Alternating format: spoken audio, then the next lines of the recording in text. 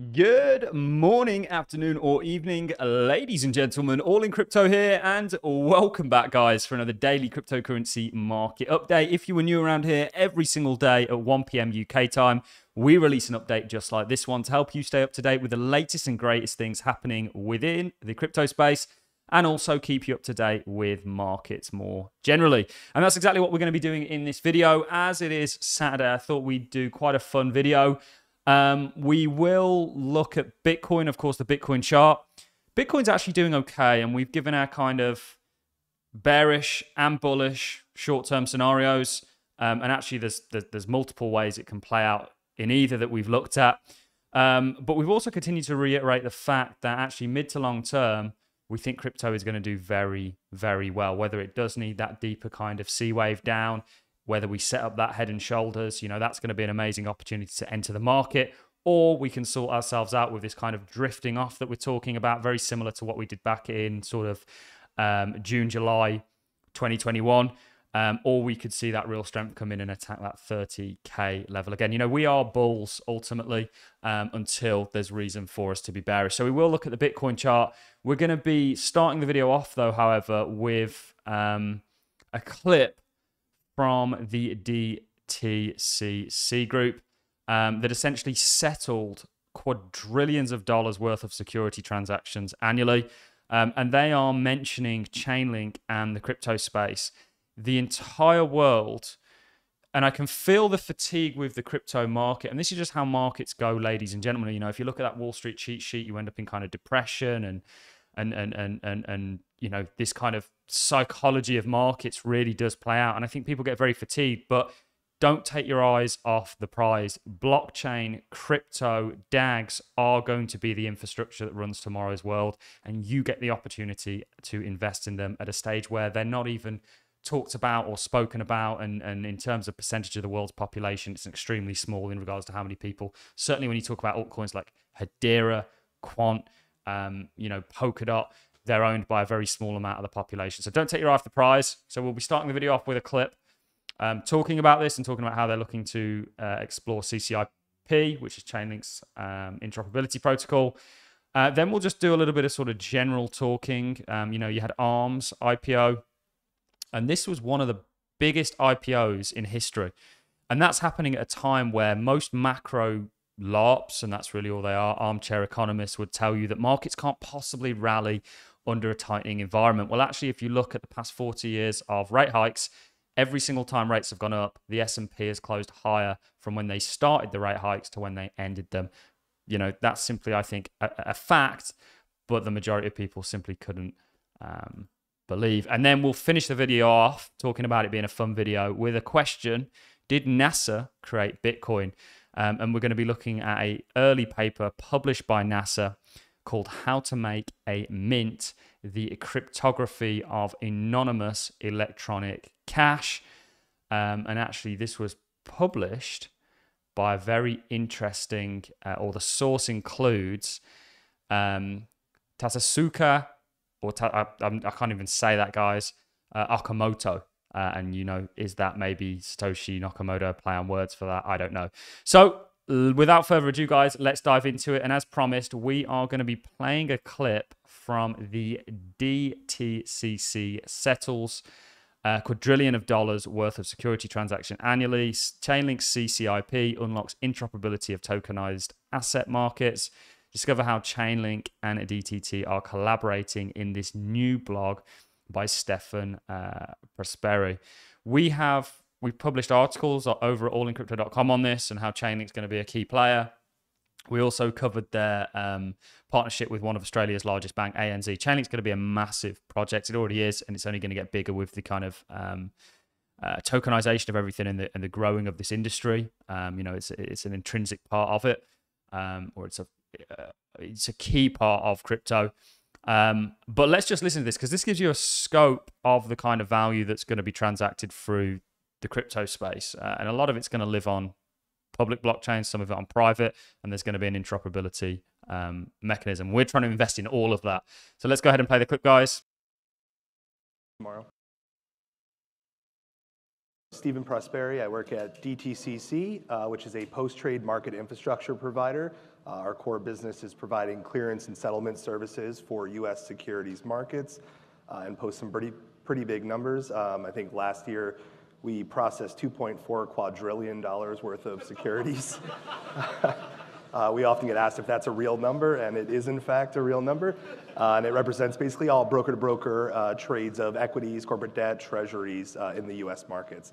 So naturally, we're very focused on blockchain and the opportunities it can present in the kind of industry where we sit in the industry.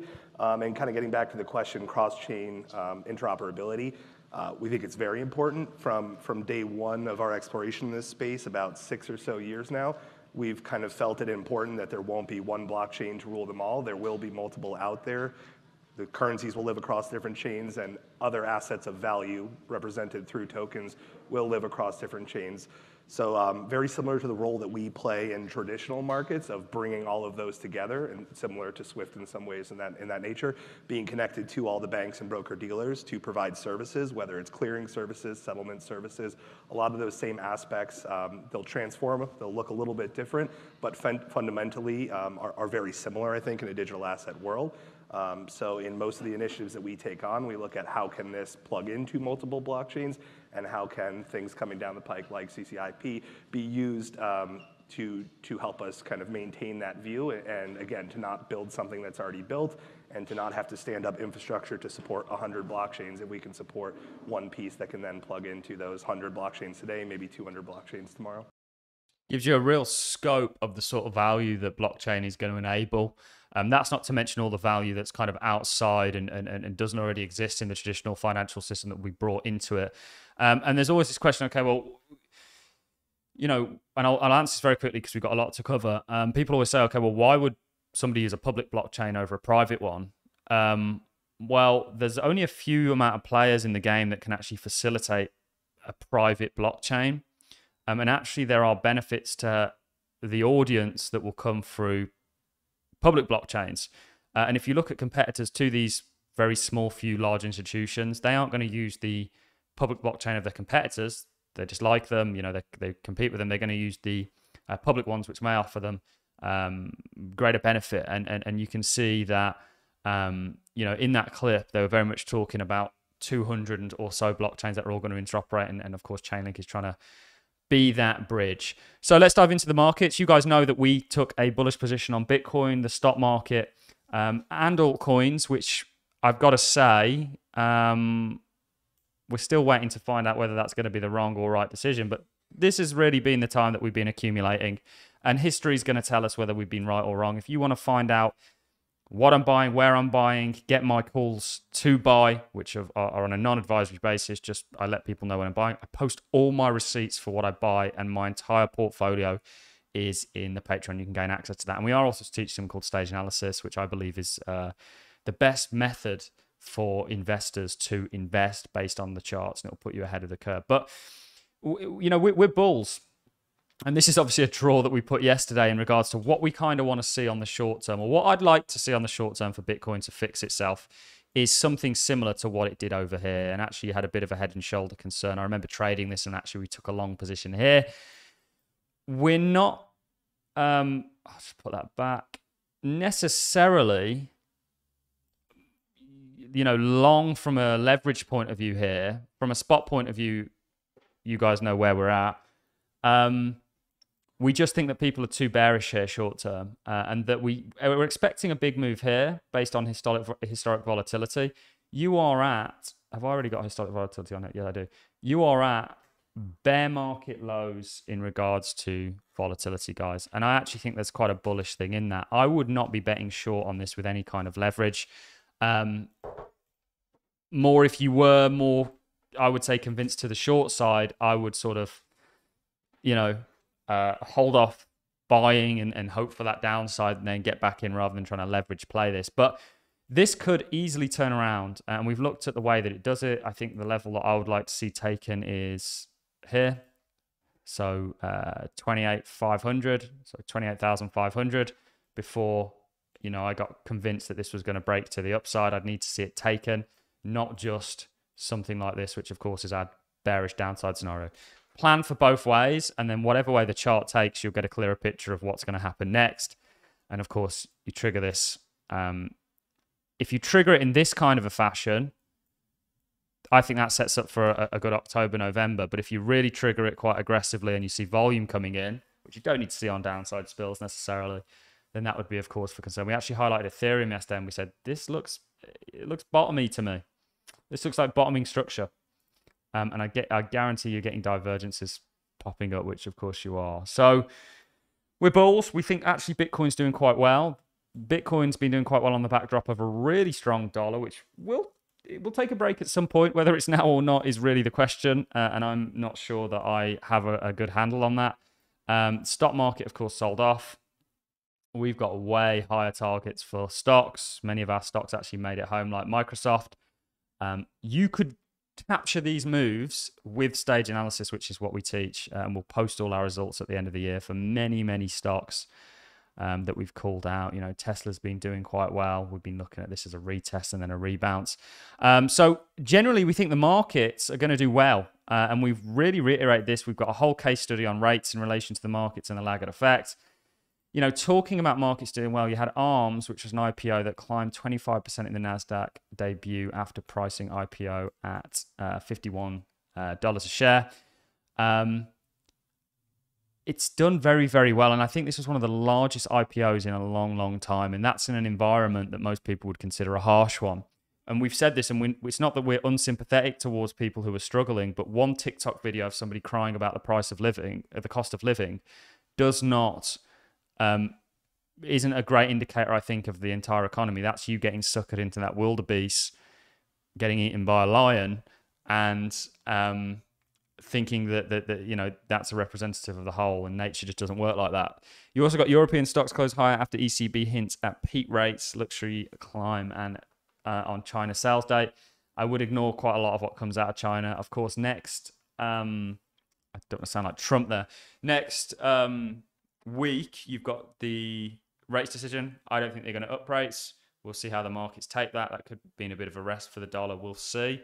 Although you did this week have quite a lot of higher than expected inflationary prints, which we'll see how that works its way through to the markets.